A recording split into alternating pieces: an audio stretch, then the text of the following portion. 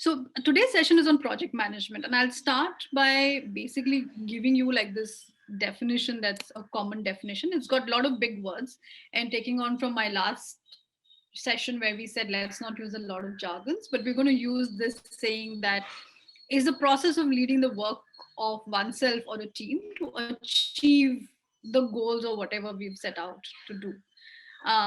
So on that note, just want to leave this here with you, saying that's the process of leading the work. It could be my own personal individual work, or it could be the work of a team to achieve something that we have set out to do as a project.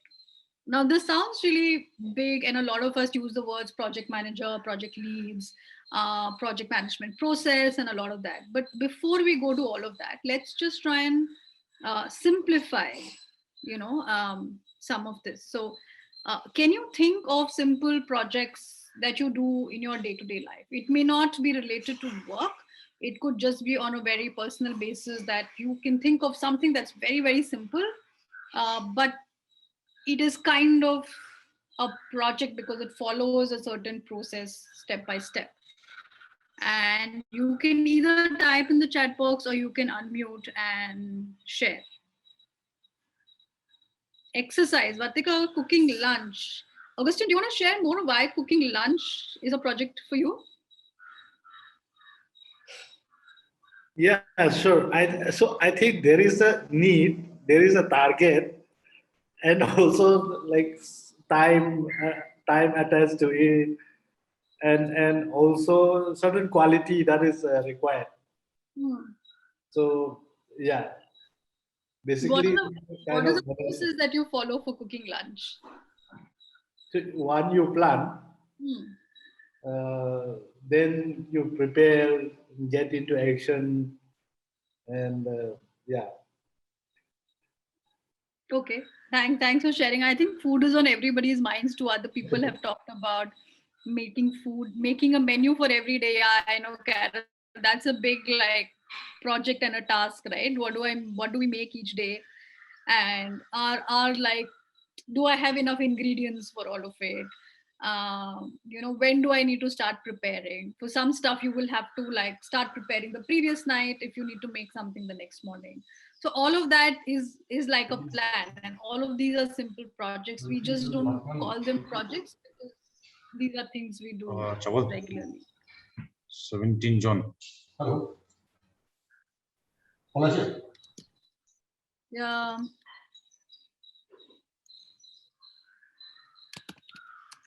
Anybody else would like to share setting up Google Calendar meetings? Jeevan, that's interesting. Do you want to share?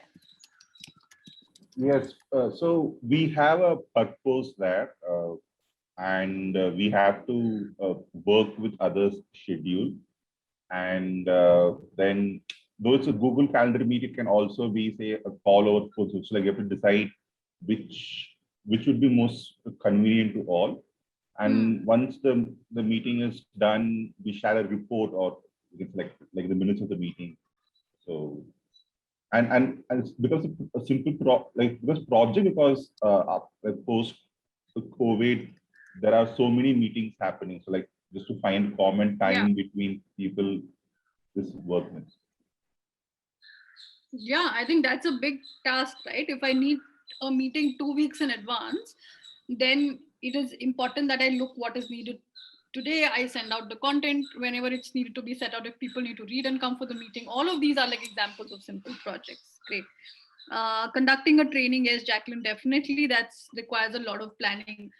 Who needs to be there? Who needs to be there as participants? Who need to be there as a presenter? What do we need to present? Where are we doing it? If it's being done physically, if it's virtually, what platform are we going to use? When should meeting links be sent in advance? When should the training material be ready? If you're doing it physically, do we need stuff like whiteboards, markers, chalks, printouts, all of that, right? So all of this is projects.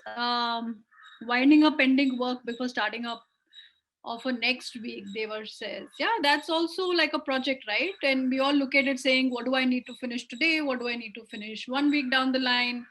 All of that. Donor visits, definitely, Sumit, the big projects. It's a big project. I think a lot of planning goes into donor visits. Great. It looks like all of you guys are very well versed in understanding what kind of project management means. But what we can do at this time is just go through, before we go through the project management process, let's look at an example of a very recent project that was done, and that was very, very relevant for not just you or me, for the whole globe. Right? And I'm talking of the development of the COVID-19 vaccine.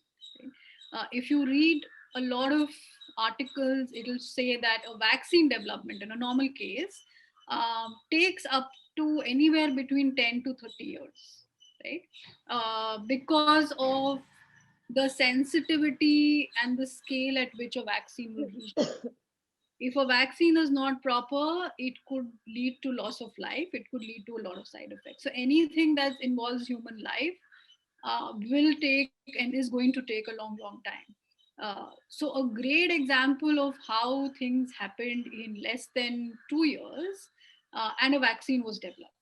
So obviously this underwent a lot of, in a way, of project management, because a lot of things had to happen for the vaccine to be rolled out so that all of us could get our shots starting when Jan 2021, and COVID really started in Jan 2020. So literally in a year we all had vaccines. So a process that took 30 years was kind of crunched into 12 to 18 months.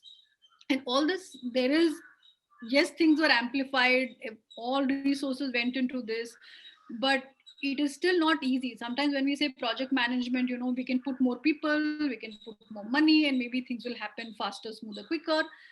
That may or may not happen, right? In this case it happened, but it happened with a range of reasons, right? So what I'd like to do right now is for all of us to read something together. I'm going to share a file which is a case study of the vaccine development of AstraZeneca. It has actually been published by the Project Management Institute. It's about 8 pages long. I didn't share it as a pre-read. I wasn't sure if everybody would be able to read. I've sent it on the chat box. I'd request you to open it and spend maybe the next 10 minutes reading it. It's a very simple read, and also gathering your reflections on what you get out of this study, and then we can go into project management. So the case study is on the chat box. We're at 10:15. I'm going to go on mute. You all can take 10 minutes to read it, gather your thoughts, and then we'll reflect on this when we come back at 10:25.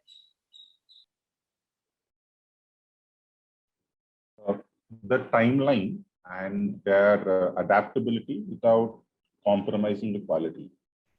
And I liked how they had delegated it the task. So usually the role of project manager is quite broad, but they understood that the time of project manager is very crucial. And they had to really break down that person's, like maybe delegate it to others in the team, what they usually do. And also the decision on hiring more of internal resources and going for external only when needed. And then they got a new project management office, a practice which AstraZeneca never had before.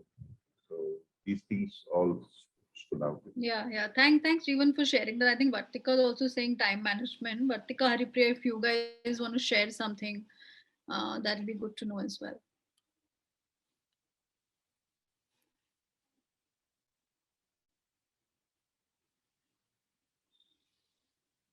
Yeah, I think in this case, it really did call for, onboarding resources that were not available. But in many cases and projects that we do, we may not have the resources to get everything that we want, right? So I think in some ways, I would also look at this case study is that everybody was looking at AstraZeneca, or everybody was looking at all the vaccine makers to go ahead and do what is needed to be done, right? So the potential risk was very, very high, because if something goes wrong, then their reputation, is completely at stake. But then some of the projects that some of us handle, we may not have all the resources. We may want to hire more people. We may not be able to do that. We may need more time. We may not have. In this case, they definitely didn't have time. We may need more financial resources, we may not have, right? So in that case, the question then is, where do we cut corners? Like they said, that the one thing they could not cut was quality. So it's important in a project management also to know what are the non-negotiables, right? What is it that absolutely has to be done, right? So if you're saying training, you can maybe compromise on the venue, but you would not compromise on the trainer, right? Saying, I want a particular trainer. It's okay if the venue is A or B. And I know, Aparna, you've raised your hand. You want to say something? I was just thinking, while it's a tremendous feat to get out a vaccine that can save millions in a couple of months' time, uh, most of the factors other than time were working in their advantage. It's not something new they were doing, right? They knew the protocols of how a vaccine has to be done. So the processes, they had the top technicians, like their people resources are awesome. So there were the only uncertainty mostly they faced were like they were racing against time, but a lot of things were set for them and they did get in a lot of high quality people. So that does make it very easy for them. If you are dealing with project management and your challenge is only mostly getting it off on time uh, and thinking if it will work or fail, then it's a 50-50 percentage chance they had here. While for NGO project management, a lot of these things are not set. We don't know if the people we get are suitable because we work with human nature in kind, and that's itself a very risky and a tricky area to be in. We don't get time, we don't get resources, and we don't know if our experiment or the kind of work we will do will stick and will be sustainable. So in that case, it's the point in the end they talk about changing courses. That is the most critical part for me, at least when I work in my team and when I work in projects.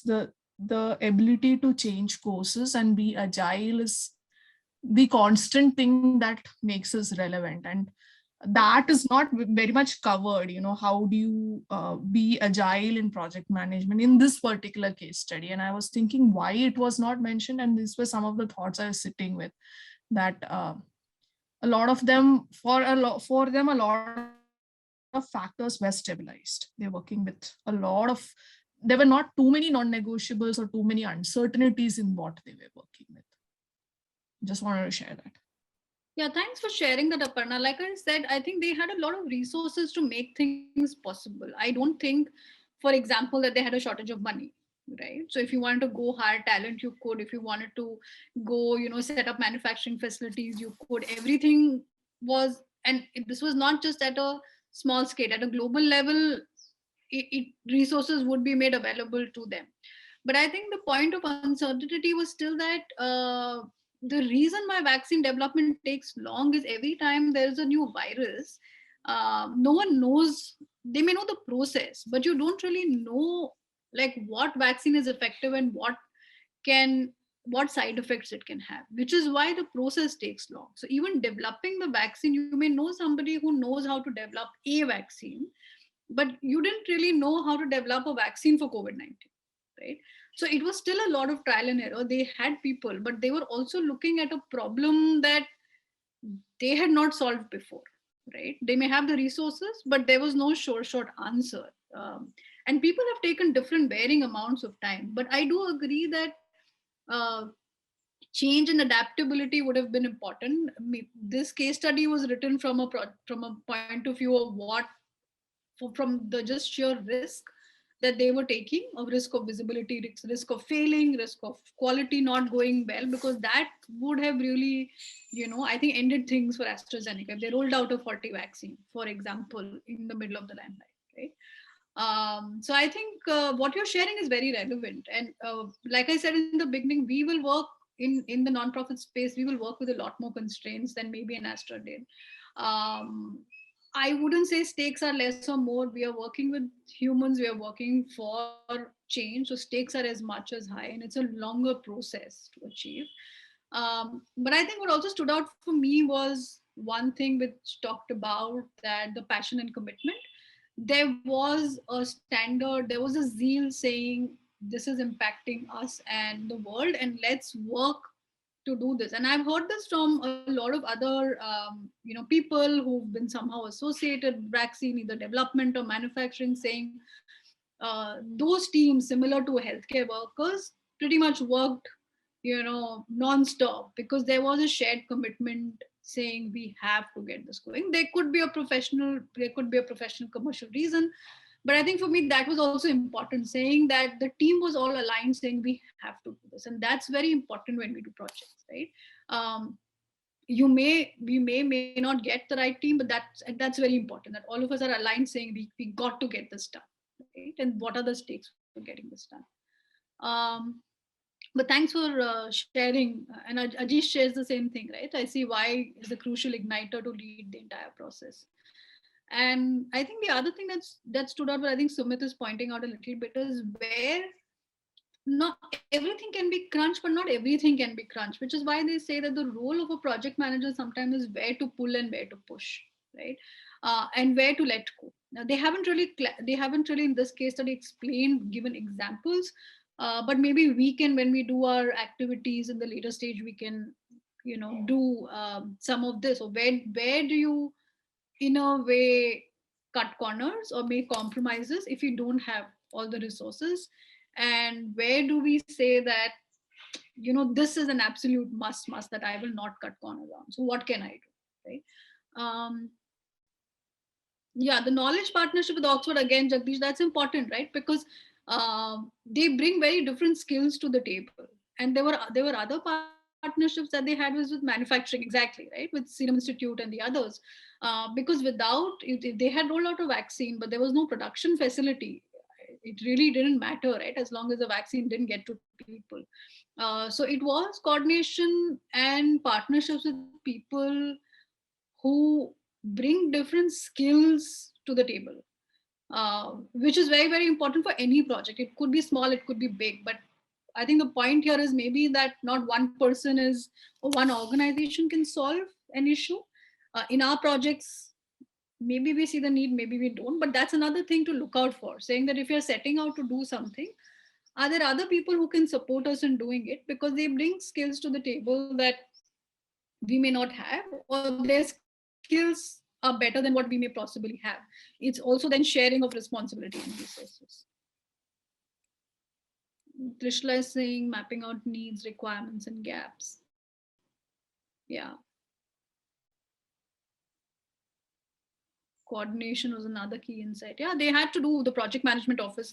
I think the other thing that stood out for me was when they say that there is a section that needed to deal with the government and the contracts and all of that, and there's a section that was developed that was focused on vaccine development, because it takes two different mindsets to do this. And very often in our projects also what happens is we have an external component, which is, maybe an external facing component, and we have an internal component that's actually focused on getting the work done. Sometimes these could call for a lot of effort on both spaces. So one thing to maybe consider when we are doing projects is, if this is that kind of a project, if the project that you have been given is that kind of a project, do I need to maybe divide some responsibility, that there's one person who's responsible for external management? It could be dealing with the government, it could be dealing with a funder, it could be even dealing with internal leadership, it could be dealing with anybody, right? But it's a different mindset. And there's one team that's fixed and focused on just getting the work done. And that mindset is different. They don't want to be in meetings with the government asking for updates. They don't want to be responding to funders saying, ye ho raha hai, wo ho raha hai. They don't want all that. They are just focused on getting work done. So if you are handed a project which you feel that this is there, then maybe that's another thing to look for. It is not necessarily applicable for all projects.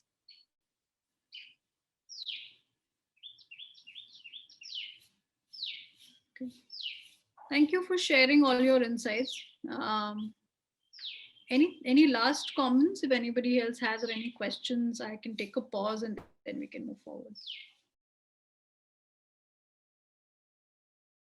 So Namrata, in a project of this magnitude, should we also have a plan to prepare for failure or like a plan B?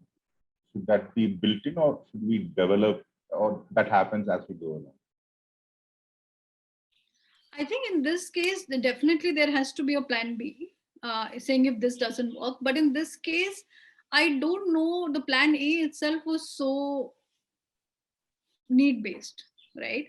So my sense is plan B was developed as we went along, because it was not possible to say what would happen if plan A failed. Even with the virus and the number of mutations it's had, when we started working, we didn't know it was going to mutate. And then 2 months down the line, you realize it's mutated. So then you have a plan B saying, okay, let me do another one, right? But I'm guessing with all of these, like even production facilities, they would have asked for production facilities in multiple different countries. Saying if this doesn't happen, that happens. If one doesn't work, maybe someone else is developing their own vaccine, because there were 2-3 players developing vaccines, right? So they would have had some plan B, but a lot of, in this case specifically, plan B would have been on the fly is my guess. In COVID situation, a lot of us have had plan Bs, right? Like today, when somebody says what happens if schools and colleges are shut down again, we have a plan B. Did we have a plan B 2 years ago? Maybe, maybe not, right? But today it's like a default plan B. So some plan Bs are default built in. Some I think one has to deal with as things come along, because how much ever we may want to plan, I don't think things can go as completely planned. There will be something that will kind of go wrong. And then that's... When I say plan B and here, because stakes were too high, like what if the vaccine had not worked? Like what if it had issues that like they had to pull it back from the market, then redesign it. So I'm talking at that level, someone who knows how to handle that failure, things fall apart.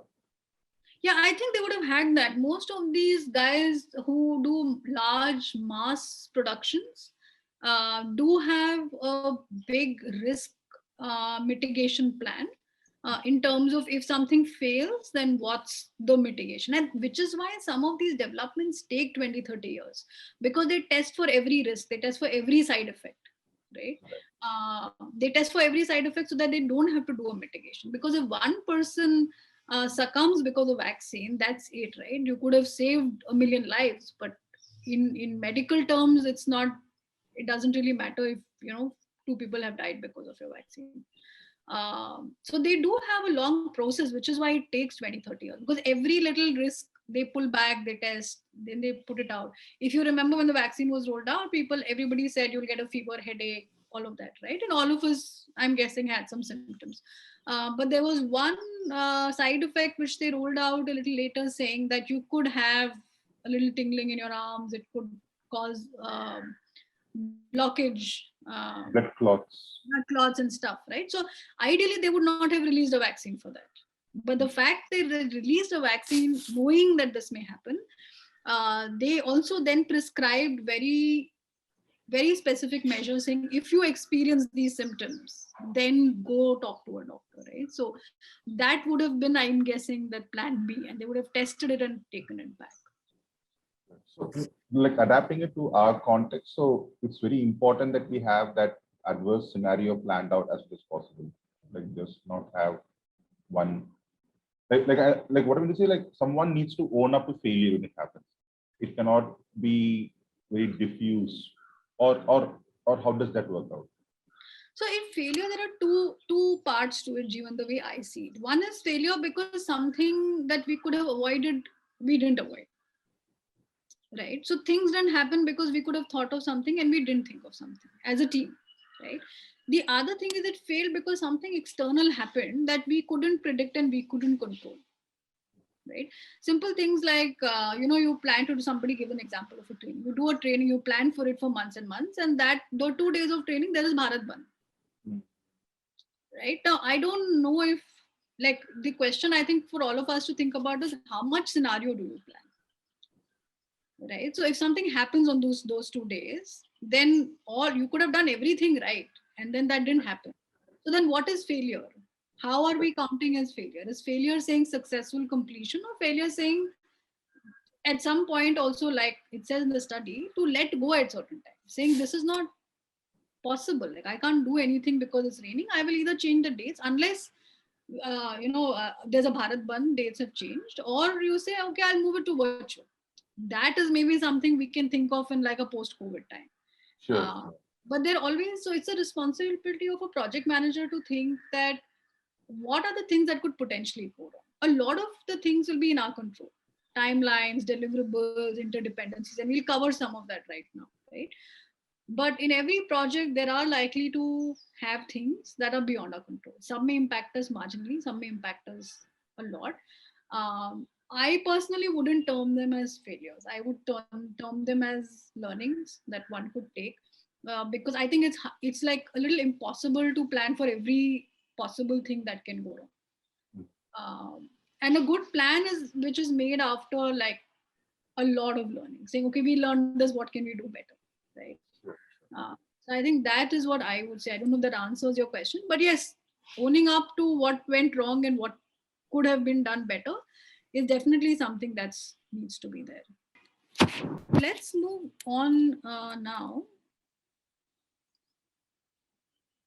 and look at some of the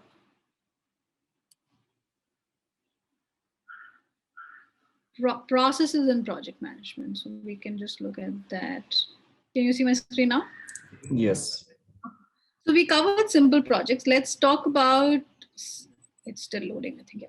Let's talk about what the project management life cycle is. This is a typical life cycle. You will see various versions of it and various names of it, but largely this is what it looks like. The first stage is initiation, saying, what is required to get this project going. So it could be people, it could be money, it could be time, it could be dependencies, it could be anything else, right? Second is really planning, saying, what is my success? Sometimes we get so involved in doing the project on all the activities, we forget what is the end goal. So if I'm doing a training, why am I doing a training? When do I say my training is a success? So is my training, like today's session, for example, for me, is it a success if everything technically went on smooth? Is it a success if 50 people came? Is it a success if a lot of you felt this was relevant, right? Because then the larger priorities get set saying this has to be relevant and everything else has to fall in place for that. So that is really important, because sometimes what happens, if I say that I just need 50 people to come for the session or 100 people to attend my session, then my efforts are going to be more on saying I want to get 100 people to come to my session, and it is possible, likely, that the quality may suffer, right? So it's important to call out, and there need not be one particular end goal. There could be 2 or 3 success measures. So for example, we at Quest do a annual summit called Quest to Learn, and our success measures are 2 or 3 things. It's not one thing. We say that we want a diversity of people to attend. So we say we want civil society, we want funders, we want academicians, we want people to attend. So we have some idea who we want to attend. So part of our work focuses on getting or making sure some people are coming. We also focus on the kind of content and the narrative we want to create. So that then focuses on the quality. And the third is we talk of visibility, saying that we want people to be talking about us. We want media to carry our coverage. We want press to carry our coverage. So the third strand is that. And we put certain numbers, markers wherever possible, saying these are 3 things that we would like to have in our project. And those are our success metrics. And while a project manager is overall responsible, one could assign different people to own these different metrics as well, right? So stage 3 is the execution, which is also like, what is getting done, when is it getting done, what is the plan? Then the management of it, which is the most crucial part, saying that what is the progress. Now communication could be in the form of you having catch-ups, you having like a workflow board, you having people share updates on emails. It could really be anything there. And a review after the end of every project. It's always important to review, saying what went well and what we could have done better, document it and pass it on to people who are going to do the next project, because that's the only way things are going to get better. But apart from this, is just a broad stage, but let's talk of some of the basic components, and please feel free to please feel free to ask questions if you have them. I'm just looking at Virgil's question. I think, Virgil, I'm not sure if I would like to answer to that question, saying a lot of the implementation follows this, something is better than nothing. I think community issues are urgent, but they're also, I think CBOs have the understanding that nothing can be done overnight. Sometimes, yes, like COVID, we had to do a lot of things overnight, or if there is a disaster or flood, things have to be done overnight. But I think this something is better than nothing probably is not really great in the long term, because one would look at, am I really making a difference? And that is a question a lot of people, including funders, ask us, saying, what is the shift you've made from A to B? Now, if we don't know where we want to, if you're just doing things because this is a need and we are going to do this, is it going to have an impact? Yeah, probably. I wouldn't say no. Are we going to be able to go in a particular direction? Maybe not. We may continue working in a community for 10 years and then may realize, because of these 100 things that we did on an everyday basis that were urgent, seemingly urgent, this is how things have moved. My sense is most civil society has a view on how things should move, like everyone's focused on a particular thing. But I would actually invite anybody else who has a view on this. I think I kind of agree. The understanding of what is the need and why is it needed is important. Um, and I think is a role of every civil society to also question, saying, are we doing everything? That's a conversation I know that at Quest we have very relevant. Very, very, very frequently we have that conversation, saying, should we be doing this? We know it's needed. Like when COVID happened, a lot of us came from the community and said we need to do things like procuring ration, and and especially during the second wave, right? The organizing for healthcare and hospitals and cylinders. But a lot of us also felt like, we realized over a period of time it was so urgent. We really wanted to do it, but we realized we are not the best people to do healthcare work. Like we wouldn't know how to do it. Right? It was very tough for us to even accept it.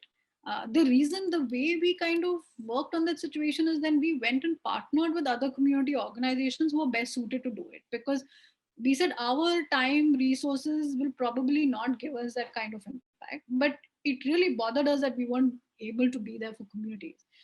We did our bit by partnering with other organizations. So that's another way to look at it, saying that maybe it's urgent, but am I the best person to do it? And those conversations, again, once there's a clear vision of where we want to go, those conversations are very important to have in any civil society.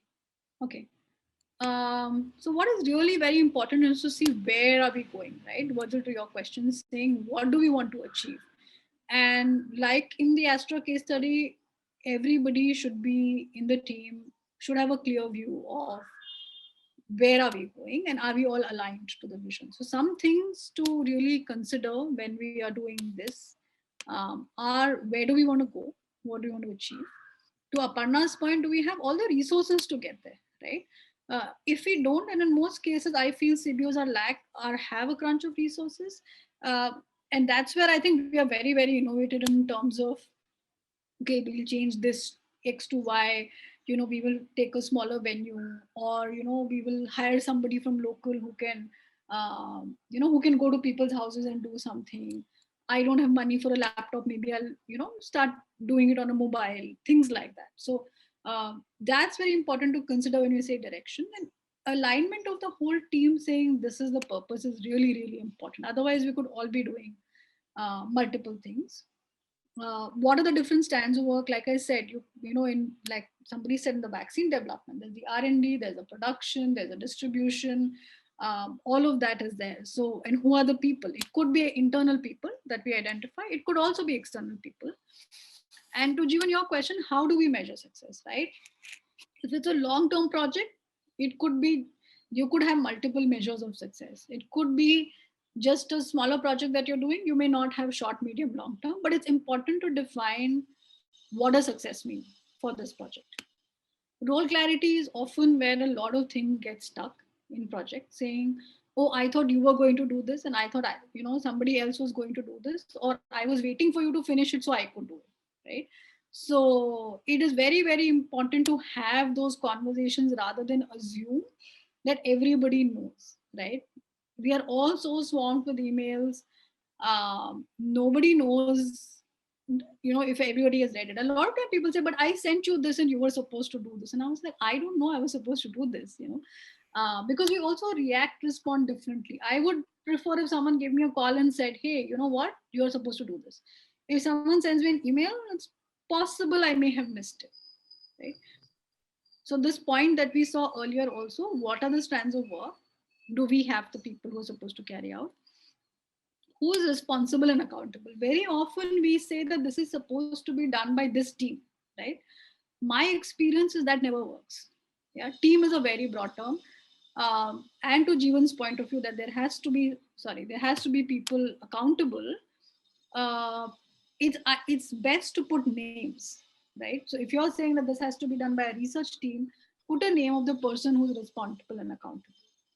What is the decision making matrix? Again, if things are stuck, then who makes decisions, right?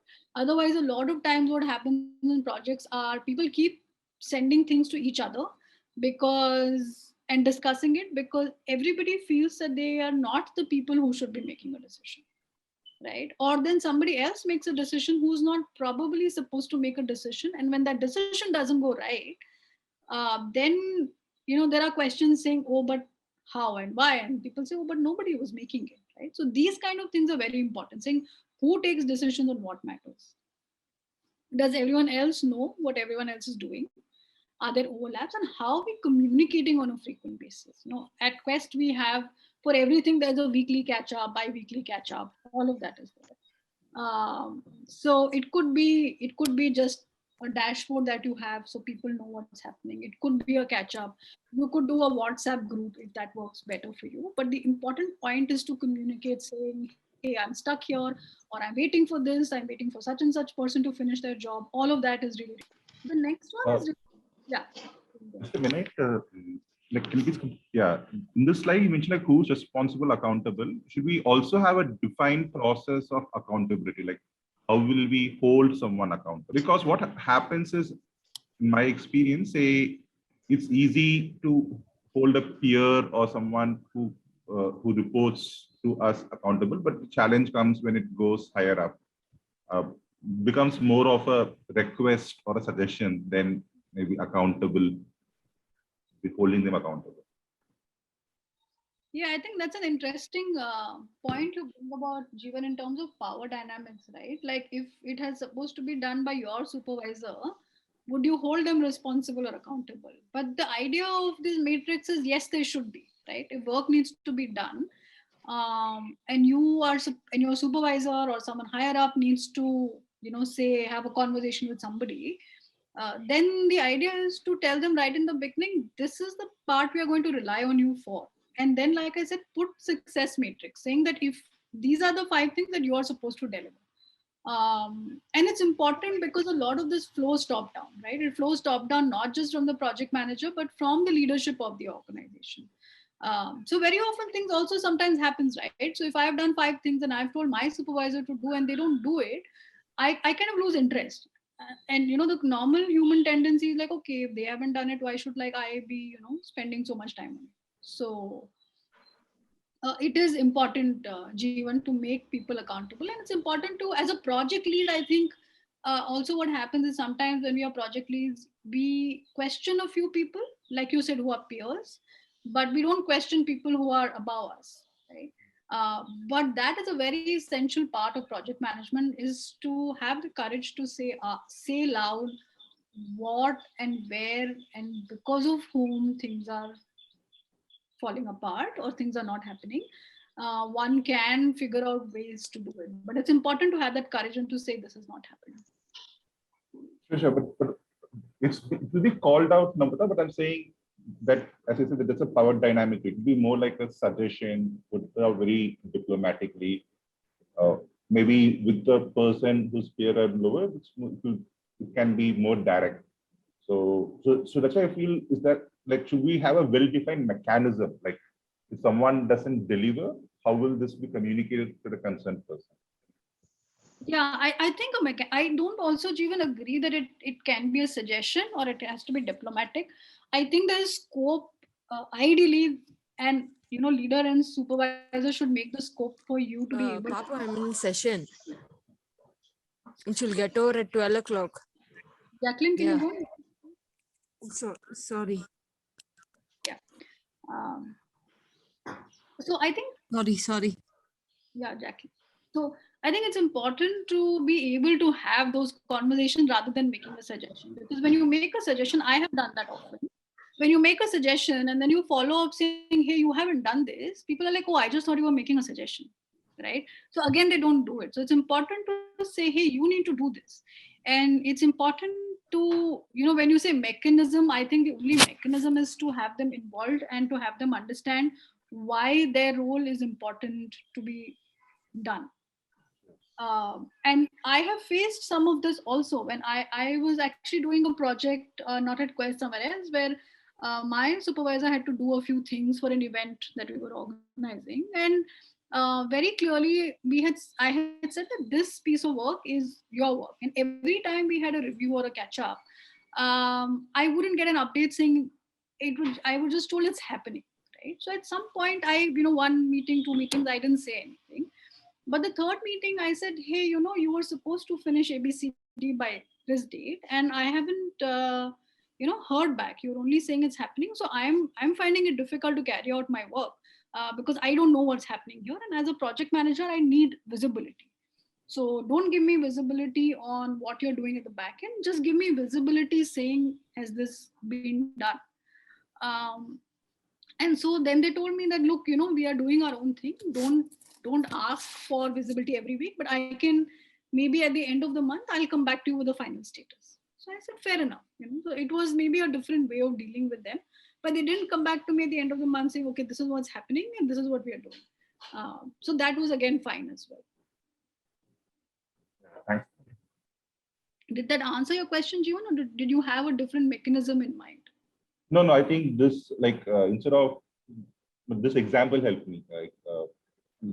We wanted an expectation very specific of more visibility, but they shared broad update, which still helped you to find out where the work was. Yeah, and sometimes I think, at least as me managing projects, I've also realized that sometimes I don't need all the visibility. I just need that broad 2-3 data points to know if this work is happening. Right? Right. So also to know how much visibility you need. Sometimes we ask for too much visibility because we want to feel completely in control.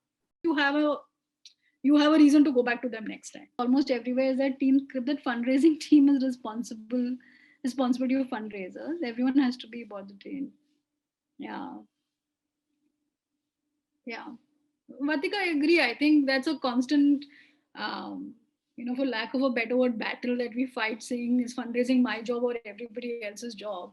And very often when even people don't respond to some funder requirements, I keep saying, why is it that isn't my responsibility? Why is it not your responsibility? But I think to that point, I want to bring up Imran's point with saying that sometimes it's difficult to follow up, especially if you're very caring about somebody's well-being and somebody is not maybe in a good space, but you really, really, really need the task to be done, right? And I face this problem when things were happening, during COVID, people were unwell, things were not happening. That was an odd call that we took. We actually, realized that, we can't take so much pressure. So many people were unwell, people and families were unwell. We actually went back, and I'm talking purely from a fundraising point of view. We went back to all our funders and said that, look, we are facing a crunch in terms of people. Health is suffering, mental well-being is suffering. So we are going to be delayed in doing deliverables for the month of May. We actually pushed back all external meetings. We, pushed back all reviews. We did all of that with funders, but it may not happen every time. So if you know that someone is unwell, if you know someone is having a tough time, if you know that someone is not delivering because of certain personal issues at work, it might be a good idea to actually approach their supervisor and say, listen, I know this person is struggling, but I really need this to be done. So could you see if you can, assign somebody else? Right? At least then it's clear rather than you waiting. Because a lot of times in project management, the frustration is waiting, saying, I'm waiting for somebody to do things, right? And you know they are probably not in the best space. So I don't know if it will happen, and that stresses me out. One example I can give, in a corporate scenario is I was in the US, and we had a team from India who flew down to work with a client. And one of the person that was there was very new, which I didn't know. And he was kind of, I think, having some personal issue with his eye health.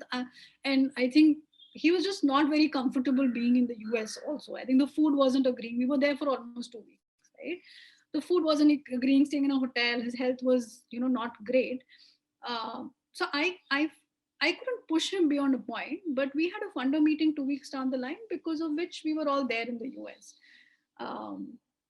But it was really difficult. How do I really push this person? So, and we had all flown down from India. So I actually called this person's supervisor and said that I spoke to him, and he said, nahi, nahi, main kar lunga, ho jayega, I will do it. But I wasn't getting the deliverable I wanted. So I actually called this person's supervisor and said, hey, look, this is happening, and we are not going to meet the timeline. We're not going to meet the quality. So is it okay to send him back, and can you send somebody else, or have someone at least support him virtually from India, so that things get done, right? It's not a pleasant thing to do. That person, eventually we asked him to go back. He wasn't very happy to go back, but it was in the best interest of the project, and we did tell him that it's not contributing. Plus his health was really suffering, and we were at some point worried, saying, if it continues like this, then having a healthcare crisis in the US when we've all traveled may not, we are all going to be struggling of how to deal with it. So there will be a lot of uncomfortable situations, I think, in project. And like Aparna was saying, it feels like sending reminders is a form of art. Aparna, if you want to share something, that'll be good to know what your art is, because I'm sure everybody can learn from that art. No, I'm one person who has to constantly send reminders, because I work with a huge team and there are a lot of things happening. And I kind of like sit and calculate the timelines before I send it out. And I keep it open for negotiation, saying, please let me know now if you can't meet the timeline, so I can do some things about it. And then, maybe 3 working days before, I sent another reminder saying, hey, hope you are on this, kind of thing. And then, sometimes, and you kind of know, right, people who will not be delivering on time. So then there is this, single chats with them asking if there is anything you can help. It's a lot of people and mood management for me. So yeah, I think it's kind of like an art form to, because sending reminders is a very irritating thing, right? When you get a reminder, you are never happy about a reminder being sent when you are in the receiving end of it. So how do you make it soft and, sneakily slide in there is an art form in itself. Do you think it also depends on the relationship you have with the other person? It does. I mean, if you have had a long working relationship, then the person would know where it comes from. But sometimes you also have to send, say, reminders, or, pop into somebody's inbox and say, and you have not had a working, suppose you are working with an external person. Those ones are very difficult to manage, because you can kind of seem like pushy. Inside your team, you can still get away with it. But when you are writing to, say, a funder, or somebody you are asking for some document or something, that ones are very tricky to manage. And I think Jagdish also is saying the same thing. Jagdish, do you want to unmute and share a little bit? Namrata, can I speak? Yeah, sure, Carol, go on. Yeah, so also, like, what I was thinking is that, like, I don't manage project directly, but there's a lot of work that happens from the project deliverable aspect. A lot of times we are not been informed at the beginning, like what are the data that is required, and in between the reminders are given. So that also is like little like it's very difficult to get the data in between. So my my thought is that, when we are actually planning a project, or we have already signed the project and approved the project, it's very important to share that to the entire larger team, so that we all get a visibility of what are the data required and why this data is also required. Very true, Carol, because one of the things that we're saying, right, does everybody know what we're doing and does everybody know what they have to do? Because and there needs to be a certain system and process for project management, you know. So for example, when we get a new grant in Quest, we do a project kickoff, because there are so many different strands of work that we've signed the grant and the project is getting executed, and then 2-3 grants don't end up being, you know, 2-3 strands don't end up being executed because no one knows about it. No one's informed people who are supposed to do that. Really, at the end of 3 months, you know, or towards the last 3 months, we'll say, hey, you know, oh, this didn't get done. Then you'll call, you know, maybe the marketing team and say, you need to make a video. And they were like, no one told of this before, right? So it is important to have everybody on the same page saying, you know, what is everybody doing and what is needed from people. So very true. That's definitely there. And with external team members, I think the key is, again, to have a very clear, what we started off with, no? Very clear scope of work and timeline. And again, it really depends on the urgency. I've seen organizations being okay with delays, but in certain cases, I've seen organizations not being okay with delays and no response, right? These could also be ways for you to evaluate external agencies. You may be able to control some of them, you may not be able to control some of them, right? So if you've given money to someone on contract to do things for you, you may decide not to give that contract to them again if you're not happy. But you know, with people like government, people like funders, it gets very tricky, right? Because like I have sent an email to a funder 2-3 months back asking for some approvals, and I have been constantly following up and I have got no response. I haven't even got a response saying we are going to take time. I've just got silence, right? What do you do? The only lesson for me to learn from there is that the next time I'm going to do the project with this funder, I'm going to do it in a way that I don't need to, you know, do a lot of reshuffling, rejuggling. I'll propose something, I'll do it, I'll finish it. Because the moment I try and make changes in the project and have to go get approval, this funder is never going to respond to it, right? So that's my only learning, because I have done everything I can and there's nothing more I can do. So I think as project people, it's also important to realize, where do I let go? At what point do you say that I have done everything I can? Now this is really beyond. But I also hear project people saying that I have reminded them once, they haven't done it. It's not my problem, right? I don't think that really helps projects. Follow-ups is unfortunately a very, very, very integral part of any project management. And I don't think one can deny it. And I don't think one should feel shameful or embarrassed to do it. You know, it is a part of the job. You are doing your job by doing your follow-up. So don't let anybody tell you, you know, why are you following up, right? If somebody tells you, please go back and say, because I need this thing to be done and I haven't, you know, I need to see progress. So either you tell me by when you will do it, so I'll stop following up with you. Because I have had people tell me, why do you follow up? And I refuse to be made to feel guilty or ashamed about following up, right? So please keep that in mind as well. It is your job and you're only doing your job if you're following up with people. Let's move on. The other one that we talked about is risk mitigation, right? Like in every project, you would have various kinds of risks. Some of it you can anticipate, some of it you may not be able to anticipate.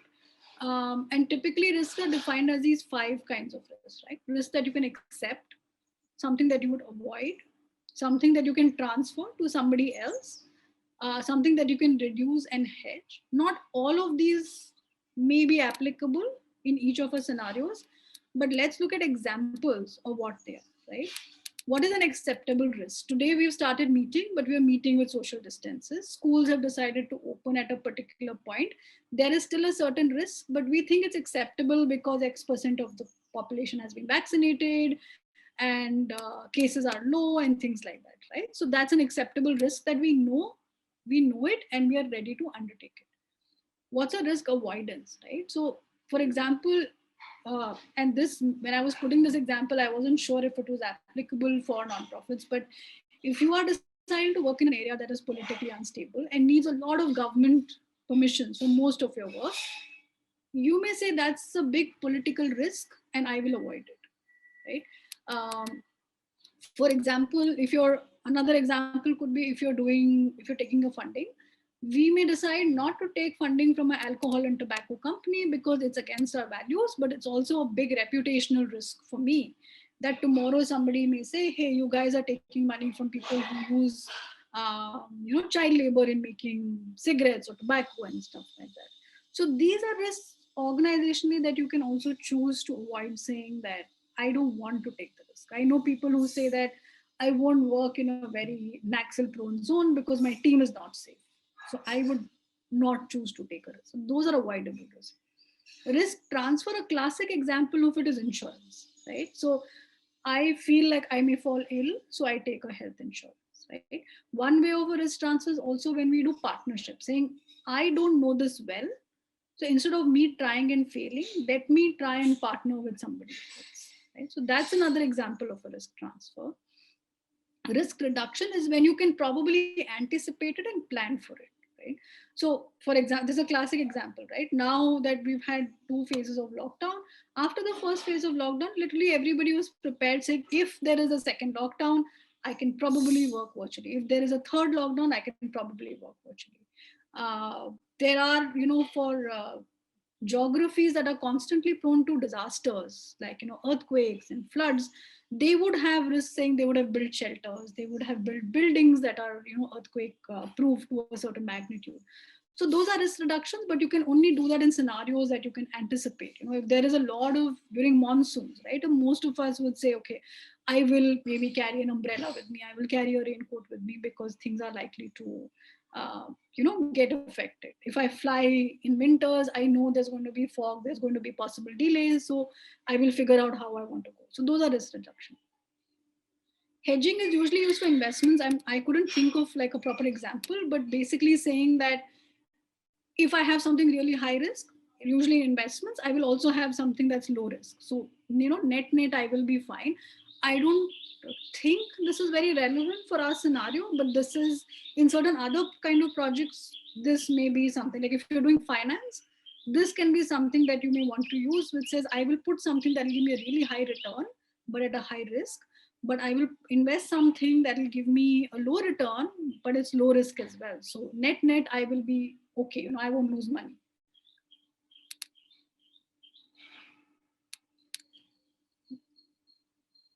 I think this, for me personally, is very, very critical, is understanding the interdependency of a team. This, as you know, is what happens in Mumbai and certain other places in the West every year for the Dahi Handi, which is people climb up and access the Dahi Handi. But what really happens if there is one person here who's not able to support or perform the way they are expected to, right? Any one break or a loose chain can actually bring this whole structure down. So what's really important here for us is, what are the major and minor dependencies? Have they been called out? And does the team know about them? Like, I could say that I am dependent on an Aparna finishing ABC for me to do XYZ, but does Aparna know that I'm waiting for them?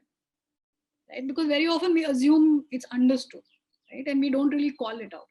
So it's important to call it out. There are systems and processes, like there is, if some of you have done Gantt charts, you can actually map dependencies and say, okay, this will start only when this is finished, or this will start only when this is half done. And if this gets delayed, this will get delayed. And if this gets delayed, 5 other things will get delayed, right? So that's very important to kind of plan and make sure people know about it. And the third thing is really make sure you're talking about it on a regular basis, right? And that's really the job of a project manager, is to connect the dots.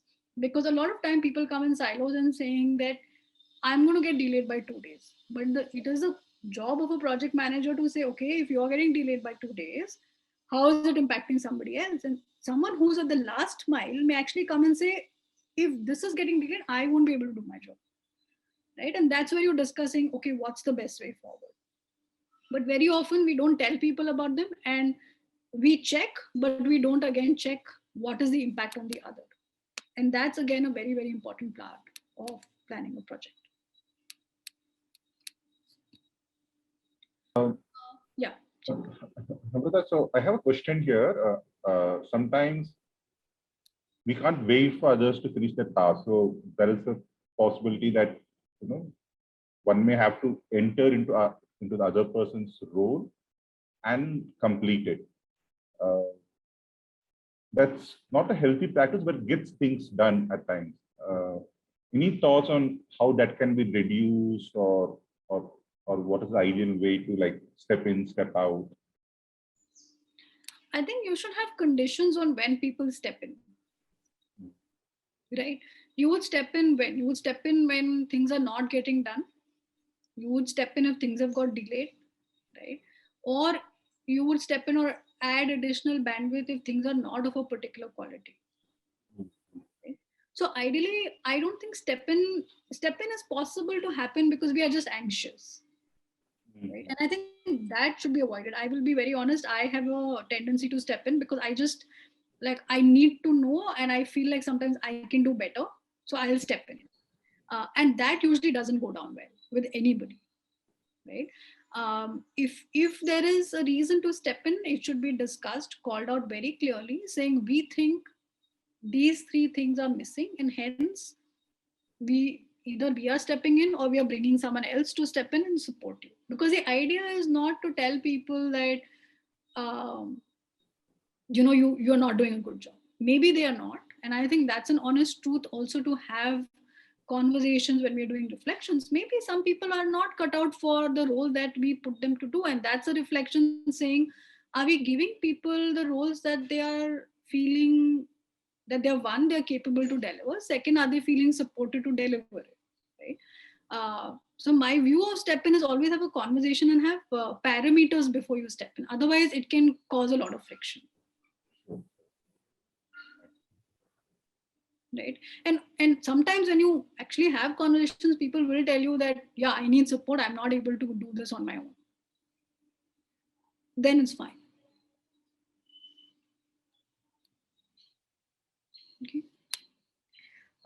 Again, bringing back the vaccine example, just in terms of timelines, I think it's very important in the beginning to map out timelines. This actually shows how all vaccines have taken time, right? So pretty much if you look at it 20, 30 years, and the last COVID vaccine took 8-10 months. So there is a reason why these processes have been longer. Even like in as late as Ebola, these you could say maybe, science was not very advanced, manufacturing was not advanced, R&D was not advanced. So timelines have been going down, but there have been longer timelines because every vaccine is new, every strain is new. You don't know what you're dealing with, right? So it's important to look at timelines. And when we look at timelines, what's important to see is, do we have enough time for all the work? Very often we commit timelines without thinking whether it's enough, right? We don't factor in that there is a holiday season. There are going to be delays. There are, like, have we built in buffers? Like last year I was working on a project and somebody came back to me and said, oh, but we didn't factor for holidays in the last week of December because we didn't know. But it is like general knowledge that last week of December people usually don't really work too much. Everyone's holiday. It is general knowledge, like during Durga Puja, during Diwali, like October, November, December, I always tell people, please factor in for holidays. People are going to go on leave. People are going to go on holidays. Last week of December is slow period. You may be working, right? You may say that I will work all, but you may not have other people to do that work, right? It's also important to ask people when they are on leave, right? So all of this, sometimes we don't factor in. We commit timelines that are unrealistic, which puts pressure on all of us. So at the planning stage, it is important to look at what are all these potential delays, holidays, buffers, people falling ill, all of that, put it out. We used to do that, when we started a project in my previous organization and we knew it took 3 months, all of us had to put in our leave calendars there saying, when are all of us on leave, right? And then holidays were marked out and then we added buffers to it. Sometimes you don't have the luxury, but it's important to at least set expectations right in the beginning, right? It's important to know, are we working on a crunch, or do we have enough time to it? Because sometimes we feel like ho jayega, and then all these things start happening and then we get stressing, oh my god, we're running late, right? So that is another important thing to consider. And something that the project manager should look at is saying that if there is a crunch, what can be expedited or dropped? Like Jeevan, you said, right? Things are not happening on time, somebody may be required to step in. or team is saying, I'm getting overloaded, maybe take it and give it to an external person to do it, right? Or saying, okay, let's drop this, it's not relevant. If you're needing, like, say, posters for an event, saying we can drop, we can live without not having posters. So constantly having that call of saying, what can I let go of? What is essential and I need to put in all my efforts, because all projects will reach a stage where at some point you may have to take the call, right? What can I drop? What can I expedite? What can I live with? What is a non-negotiable thing? So those again are very, very important as project managers, and only you. It is also not an easy task. It can be scary sometimes saying, am I taking the right decision? But you have to understand that you are probably the best person to take that decision, because you know your project in and out, you know the reality, you know what your decision will have an impact on. And it's okay if you in hindsight realize you haven't taken the right decision, right? Because all of these are learnings, and that is why sometimes we say experience matters, because if you've done 100 projects, you've done 20 projects, you will probably be more faster, quicker in your decision making, right? The first time you give project management, I have seen the first time someone's managed a project, they just don't want to take a decision because it's scary, right? Because it's like, what if this is wrong? What if I haven't done it? What if people say, why did you take this decision? But it's important that decisions are taken. That's also a very key role of a project manager, to take decisions. I'll pause here now. These are the basic things that I wanted to cover.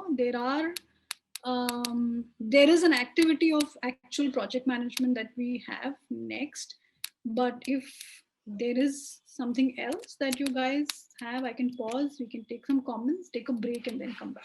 Maybe take a few minutes to go through the slides quickly once again as a recap, and then we can go into the activity. Just going to share my screen and then we can start. Okay. So we talked about the process of project lifecycle, which is planning, execution, management, and review. But we also talked of certain components that come within each of these stages. We talked of how important it is to define the purpose and the direction of where the project wants to go, and to make sure that people are aligned, everybody in the team believes in the common purpose, and we have the resources to get there. That's the broad essence of what we spoke about. We also spoke of role clarity, because a lot of project management is about people, and people need to know, what they're supposed to do. They're supposed to know when they're supposed to do, and everybody else needs to know what everybody else is doing. And like all things associated with people, communication is very, very key on a very frequent basis. We talked of risk mitigation. There will be risks that we can't foresee, but there will be potential risks that we can foresee, and what do we do about them? Typically, there are 5 kind of risks that are classified in a project. When you look at your project, you may have maybe the first 4 risks. 5th, like I said, is usually not very relevant, but it's important to use this framework to look at the risk and say, what are the risks, potential risks in my project? And like Jeevan was saying earlier, what is my plan B for some of these risks? Some you may execute, some you may keep at the back of your hand saying, if this risk comes up, maybe I will do this. So that's an important process. We also talked of interdependencies between teams.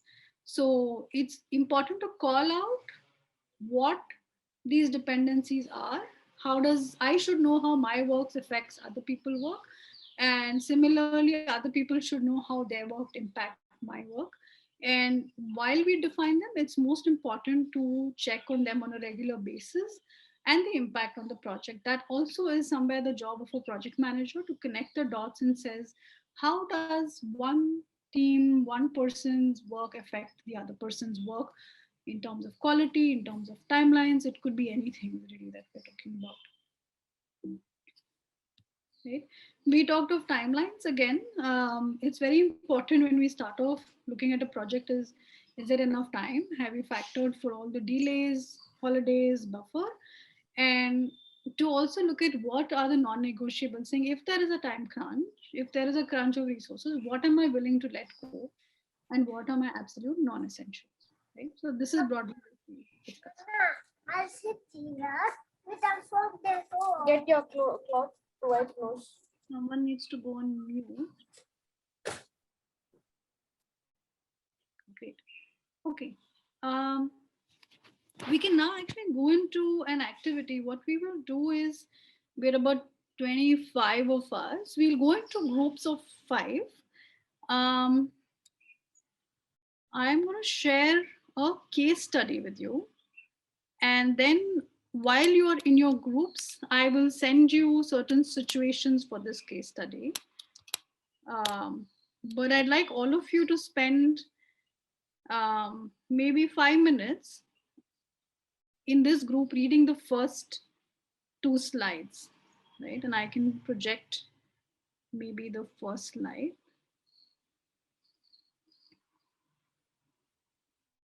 And while you're reading, Rupa, maybe we can send people into breakout rooms, spend time reading the slide, and then we'll send you situations while you're in your breakout rooms.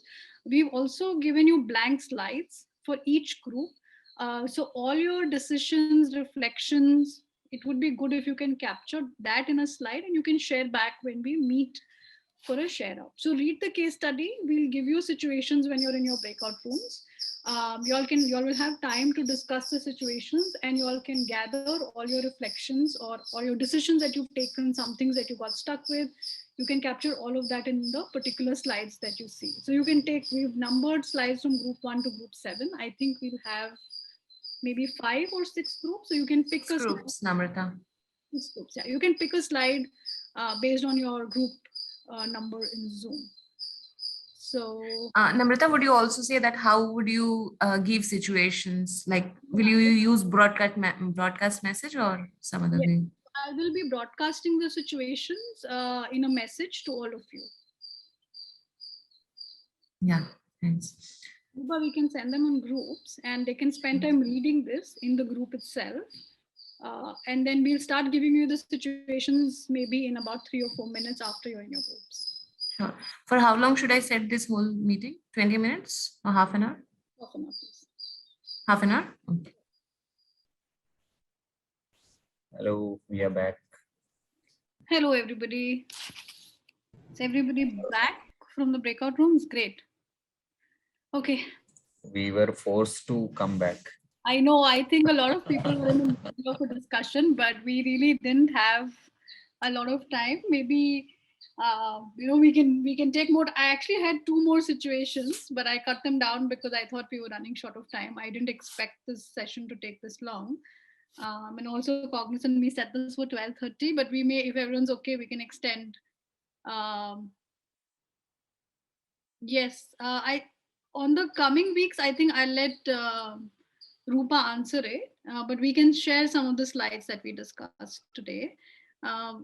Sudhanshu, but I think to start off with, just want to invite maybe one of the groups to share.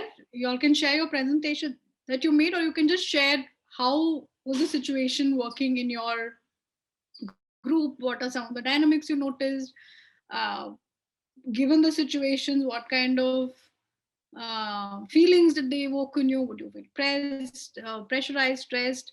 So Haripriya, yeah, please come on. Yeah, so we are in group 5 and we had myself, Utkarsh, Jacqueline and Augustine.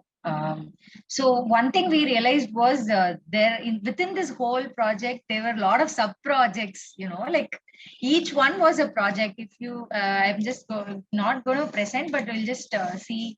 Say, for example, if we look at all the roles that we have to bring in, we put in like something like school coordination and awards team, media PR, venue logistics, overall event management, someone from finance. So each of this is like a small projects put together, right? And we realize that there needs to be a lot of ownership. That is one thing. And because Chief Minister has to be invited based on his availability, we need to assign one senior resource to kind of coordinate on that. what would be the plan B in case of risk he's not able to come? What is the plan B? So we realized that there are larger things and also these small things that are coming together. That is something we realized, and obviously like half an hour is very kind of, we found a time crunch. One more thing is we divided like pre-event, on the day of the event, and post-event, how we would kind of manage the projects and bring in interdependency. Yes, a lot, like we need to, all teams have to pitch in. Say funders are to be invited, we are assigning it to project team because they will have the best relationships with the funders. So yeah, I mean, we have kind of put down whatever we could in the time given. Of course, there is more to it. So this was our experience. Surprisingly, like not all of us had like direct project management experience. I am from a communications background, so I have done events in the past. So based on our individual experiences, we kind of put together our plan. I mean, yeah, it's almost like only 30-40% of the whole thing, but yeah. Okay, great. So I think from what I'm hearing, Haripriyas, you realize that within each project there are multiple different strands, and you were able to at least isolate them and allocate them, saying, so and so is responsible, and assign some responsibility. Yeah. The other thing that you did is you did a pre-event on the day and post-event. So you also did some bifurcation there. Yes. Okay, great. Thanks for sharing. I want to invite another team, whoever would like to volunteer, to respond to how they reacted to situation 2, which is basically when the situation was given saying that we cut budgets. So how did any group can share? How did you guys respond to that in your group? Yes. Maybe someone else is Yeah, speaking. Okay, so we decided we will cut down on lunch. We had a grand lunch plan, and also we had we decided to give some awards to the 25 students and under the we should be 10 schools. So we felt we can economize over that. That was our response. We didn't want the event to be affected on the. So for you, lunch and awards or maybe negotiables, you all felt you all can cut down on the costs that you all were spending on that. Yes. Any other group had anything else that they have done on this when it came to the budget cut? So in group number 1, we were thinking like before even thinking of, budgeting is one crucial thing for the event, which the whole team has to come together and discuss. Because that will help to plan more effectively for the event. So we were thinking like if team could come up with like things which has to be there in the event. For example, like just giving an example, like a sort of decor which we need for the event. Maybe the sort of lunch we want to have, and if we are saying like we want to honor like 25 students. So like things which has to be there in the event, and list down the things which we can think of and which could be like, if we have if the budget allows, we can do those things. But listing down such things will help the team to take calls on where to spend the budget and where to not. Okay, thanks, Ishpreet. Aparna, you want to share? Ishpreet, which group were you from? We were in group number 1. Okay. Aparna, your group? Yeah. We are group 2. Namrata. Okay, go ahead. Aparna, you want to share all the things? Go ahead, Ajish. We're working on it, right? Cool. So Namrata, I don't know. I felt after creating this everything, how our professional things are aligned with all the things that we do is getting influenced.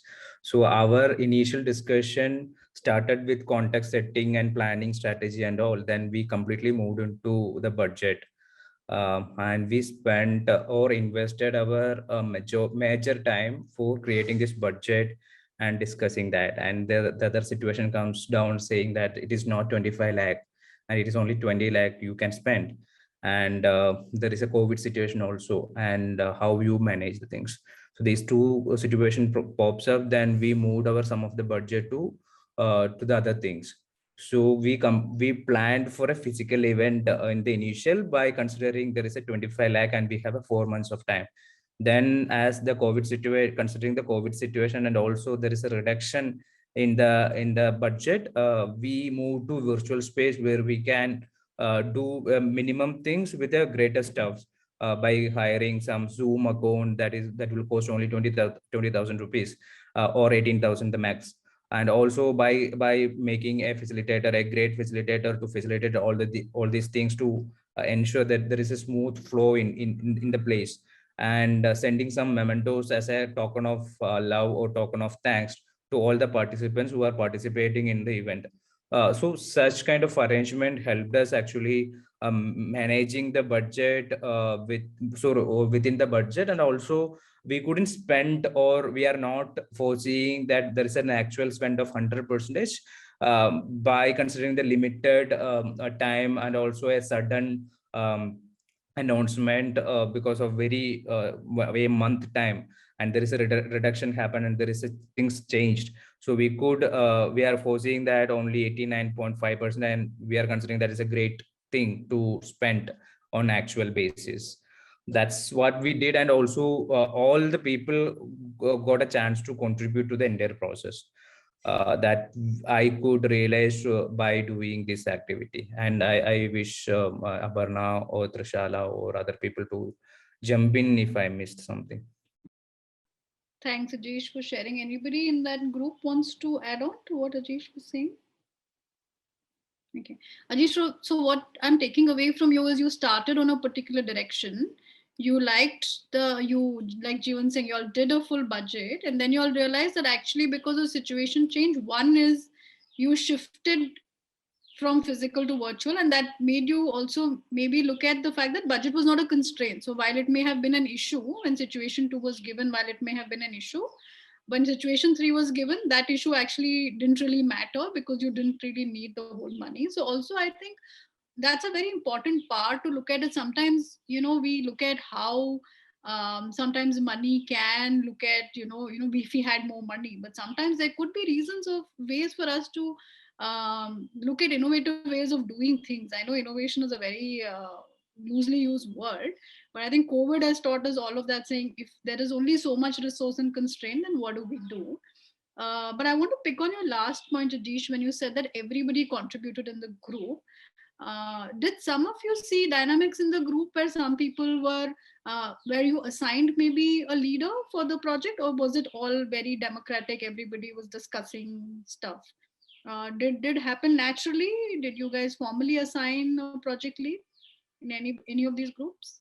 Assign a project lead, but I think we also did experience a sense of agreement on most things as well. And like, I think in a normal, if we had done this exercise back in 2019, then, we would have, like, the COVID would have been a spanner in our works and we would have been derailed. But we also are, a lot of us are also have dealt with something like this. So it came from experience. We knew what is possible. So I didn't sense like a disturbance when, you reduce the budget or you said that it has to change modes. It was very easy shifting gears with this group. So therefore, at any point in time, there was no absolute leader, but it was a lot more collaborative and kind of we were thinking along same patterns. So there was like,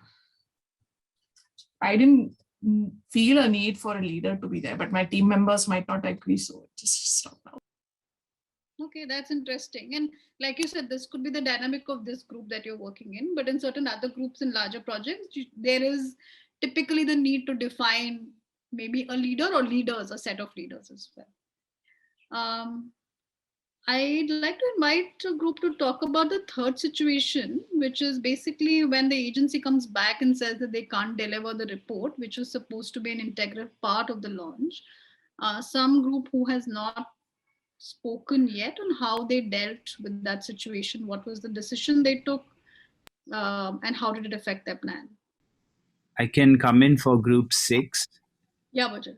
So we looked at releasing the highlights of the report at the event, and then setting a date for release of the entire publication in its entirety at a later stage. Okay, so that's a little bit of saying that I'll work with what I have and I don't need the full thing right now. That's right. Great. Because even if you have to launch the entire report, you would still only present the highlights, right? So we actually set our goals in the beginning itself, that we need organizational visibility, we need impact visibility, and we are networking with stakeholders. So through those 3 goals, we would be able to actually reach them at a later stage with that report.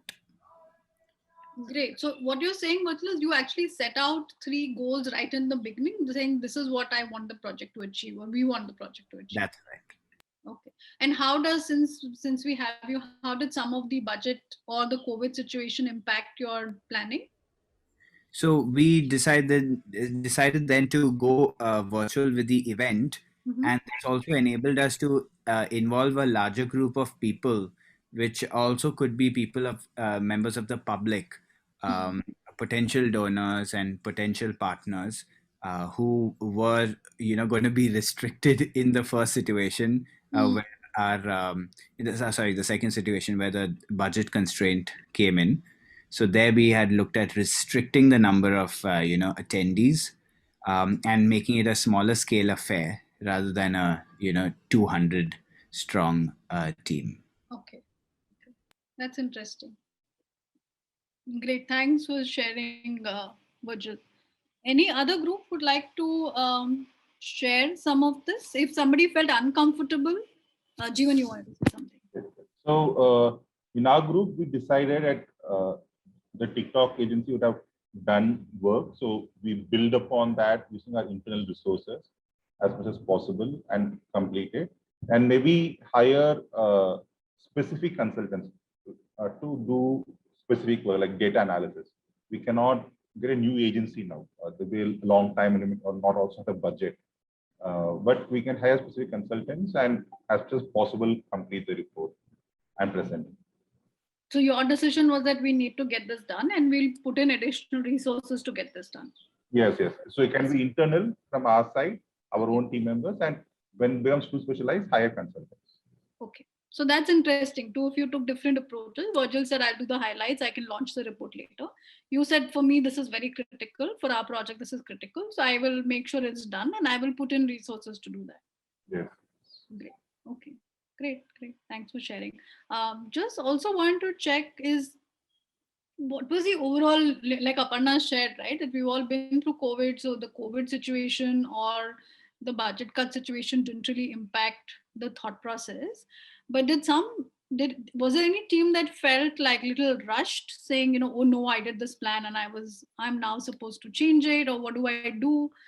Or was it very comfortable to do this, to say what aspects were important, and then we could choose and decide based on that? And that's a very critical point, because very often when we do projects, sometimes we get so carried away that everything is important. And like, somebody was sharing that they allocated sub projects and streams to everybody, their stream is important, right? But in the larger scheme of things, it is okay to say, this stream is maybe not that critical if we have a crunch, right? So those are again important things to realize. So I think if there's anybody else who would like to share, we can share. Otherwise, we can maybe summarize. Jeevan, your hand is up. Is that from before, or would you like to share? No, I'm sorry, it's from before. I'll just put it down. Yeah, no problem. Is there anyone else who wants to share how they dealt with some of these situations that were given? Situation. Yeah, am I audible? Yes, we can hear you. Yeah, so in our group, we discussed about like in consultant, in the report section, we discussed that the consultant, the previous TikTok consultant might have discussion with our team, and they might have some set of works done. So we can pull out some of the internal team members' time or to prepare a fast version of report, and also hire a consultant who support with infographic presentation or something. Around the cases of rising cases of COVID, I think there are two options we could able to think about. First one is around, I think, virtual mode of events. I think as it is most of the agencies are doing it successfully. So learn from these or some of these organizations who are conducting virtual events successfully. And secondly, another thing that I was thinking, I discussed in my RP, that in COVID wave 3, I think that there will be some government guidelines. So can we adhere to that guidelines? For example, if there will be a restriction of audience of 60 people or 100 people, and also around guidelines around people who will attend, they should have complete vaccination. Can we also think about adhering to these guidelines and organize events in some open space so that proper distance and everything can be maintained? So yeah, so these are some discussions. Yeah. That's interesting. So you talk of learning from other organizations who've done this event virtually because you feel like you were not sure if you could do it. And second, you still thought maybe we can still do this event physically as long as we look at guidelines, do it in an open space, make it a small event. Great. Mary, Isabella, you have your hand up? Yes. Initially, when we started this process, we were very happy because, the situation, everything was very okay. And we started to discuss and like how we are going to delegate and the core groups and commissions and things like that, all those things. But then as the situation comes one by one, the first situation, only the time slot, then again the situation comes like the persons are not ready to, the agency is not ready to give complete the report. And again, then the COVID situation. So thereby, the group again, we are able to be flexible, and at the same time, the program is very important because the event we know is very, very, very important. But at the same time, how we have to customize, how we have to modify, and how we have to make it more relevant and more appropriate. But at the same time, what are the things that we need to remove and more? So it was very interesting how the sustainability of the understanding of the group towards that event, and what finally what has to come in as a very core, that we figured out what is very important. And even going to the Zoom meet, or we can do it virtually or physically. And how many people even took, we started with 200 people maybe we have. Then at the end, we thought, okay, we can have it 50 people because given the guidelines. And then in the virtual, we can, bring all of them together and to see it. Suppose if the CM has to come, means only that moment he can come and go, and probably he can make the rest of the, instead of having a whole day, maybe we can make it like, the half a day. So very interestingly, the dynamics, the group dynamics, how it works out, but we were flexible. And at the same time, we were not compromising what has to be given finally. So it was quite interesting to go through this process. Thank you. Thank you for sharing. So I think you also said that you all took a different decision, saying that maybe you could do a smaller event. And then while you started planning, everything was fine. Then things started happening and you had to keep changing, but you were okay to adapt. Jagdish, we'll take one last comment from you and then we'll summarize and close. Yeah, basically on the project lead, so we had a core group, which was a kind of decision-making group. And we had an execution group, which was more into implementation. But most of the decision was made by this core group of members. And they also facilitated the inter-team coordination and also the conflict management. In case any conflict arised, this group was in charge of making sure the things went on smoothly. Then about the budget allocation when it got reduced. So already when we listed out the list of activities, we had two things. We had prioritized as negotiable and non-negotiable. So in negotiable things, we can cut the budget, but in non-negotiables, we cannot. So that we had already prepared in the priority list when we did the project work plan.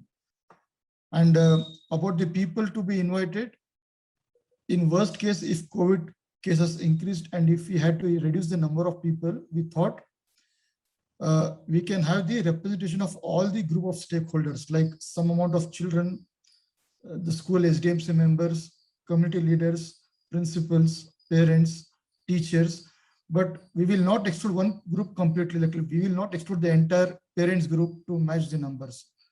We will only reduce some numbers from each group so that there is representation from all the stakeholders. So these are the things we discussed in our group. Thanks for sharing, Jagdish. I think that point of core group and execution group is very interesting. So you actually divided the team, or you actually assigned saying this is the core group and this is the execution group? As of now, all the 4 members in the group were part of the decision-making group only, but Rajul for some reason could not share his opinion. But when we go for a larger group in the organization, then some people can be who are the team leads, who have the decision-making capacities, they can be part of this core group. And the respective team members in the each group can become part of the implementation. That's also an interesting way to look at it, that taking on from the first case study that we started it with an external and internal, saying some people are core group and some people are execution group. In some larger projects, I think that could be an interesting way to look at it. Thanks for sharing, Jagdish. Let's do a quick summary and then I think we can close. I do know that we've kind of overshot our time. So I've actually made the summary based on what I've heard all of you guys say, and there could be more points, but I think setting goals is very important, saying what do we want to achieve. And a lot of sub points come into setting goals, which is your what is negotiable, what is non-negotiable, where do I spend time and effort and money on, where do I spend less time. Plan, but be open to adapting. All of you started with a plan. A lot of you said you wanted to do a physical event. I think most of you said you started off saying you do a physical event, but you were okay to move it virtual.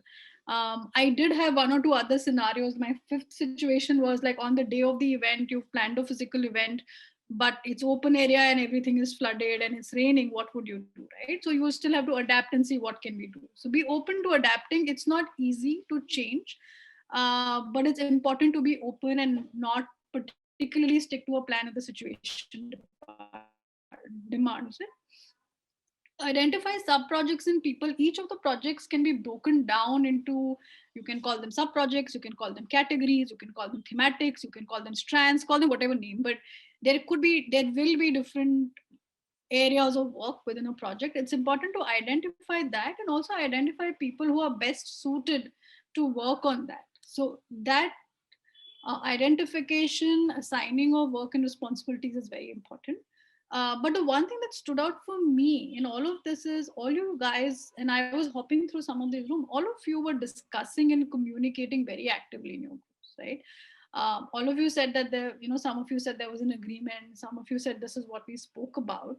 Now, if I had to like give you this situation and not put you in a breakout room or take away the breakout room where you don't have space to discuss it, you would have all had some ideas, maybe similar, maybe different, but no space to really come together and say, this is a situation, this is how we handle it. So as project leads, it's very important to find and make those spaces so that your team can actually be there and they can discuss and have some conversations, even if they're very difficult conversations.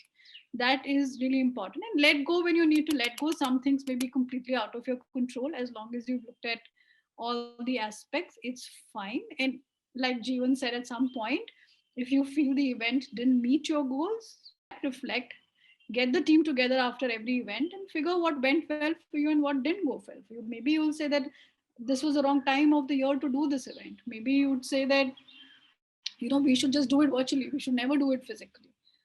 Or we should not combine a report with a launch, report with an event. So there could be multiple things that you might learn from an event, and everyone's learning is different, but let go, review, summarize, and do pass on the feedback to another team that's doing a similar project. In most organizations, that's also part of learning and being a learning organization. So with that, we can close today's session, I'll ask Rupa to launch a quick poll so that you all can give some feedback on how we can do this better. And while she's doing the feedback, if anybody has any questions, you all can please post in the chat. But do respond to the poll, and then you all can log off, have a good day, have a good weekend.